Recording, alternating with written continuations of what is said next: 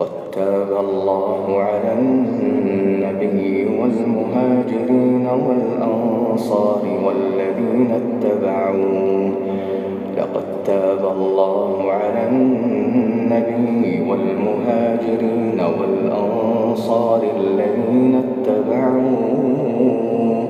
الذين اتبعوه في ساعة العسرة من بعد ما كاد يزيغ قلوب فريق منهم ثم تاب عليهم إنه بهم رءوف رحيم. وعلى الثلاثة الذين خلفوا حتى إذا ضاقت عليهم الأرض بما رحبت وضاقت عليهم أنفسهم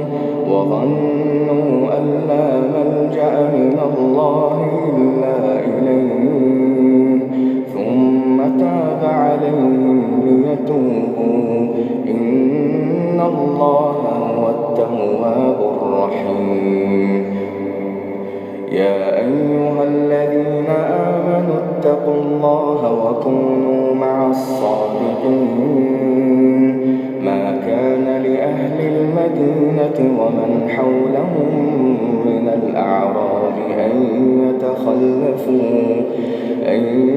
يتخلفوا عن رسول الله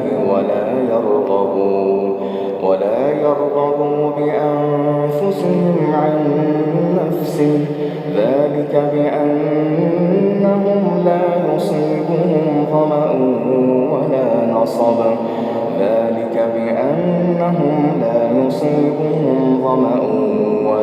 نصب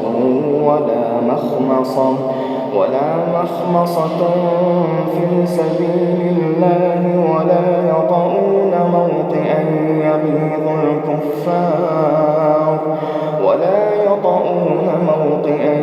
يغيظ الكفار ولا ينالون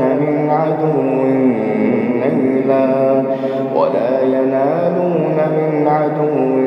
نيلا إلا كتب لهم به عمل صالح إن الله لا يضيع أجر المحسنين. ولا ينفقون نفقة صغيرة ولا كبيرة ولا يقطعون واديا إلا كتب لهم ليجزيهم الله أحسن ما كانوا يعملون. وما كان المؤمنون لينفروا كافة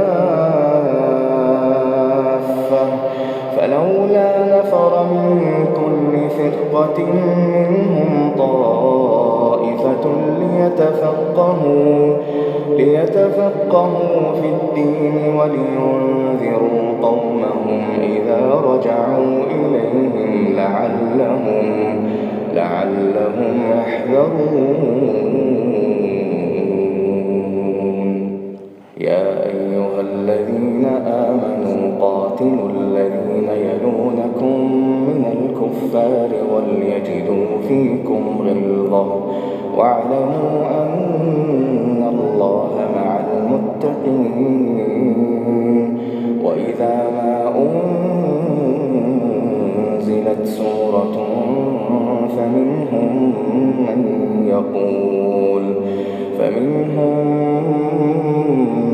يقول أيكم زادته هذه إيمانا فأما الذين آمنوا فزادتهم إيمانا وهم يستبشرون وأما الذين في قلوبهم مرض فزادتهم رجسا إلى رجسهم وماتوا وهم كافرون. أولا يرون أنهم يفتنون في كل عام مرة أو مرتين ثم لا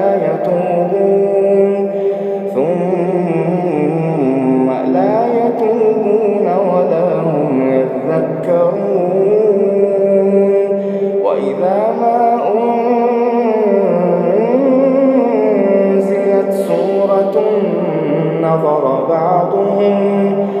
نظر بعضهم إلى بعض هل يراكم من أحد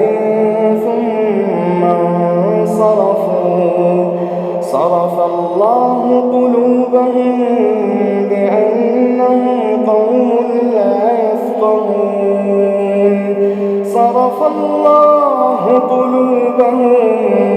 صرف الله قلوبهم بأنهم قوم لا يفقهون لقد جاءكم رسول من أنفسكم عزيز عليه ما عنتم حريص عليكم بالمؤمنين رءوف رحيم فإن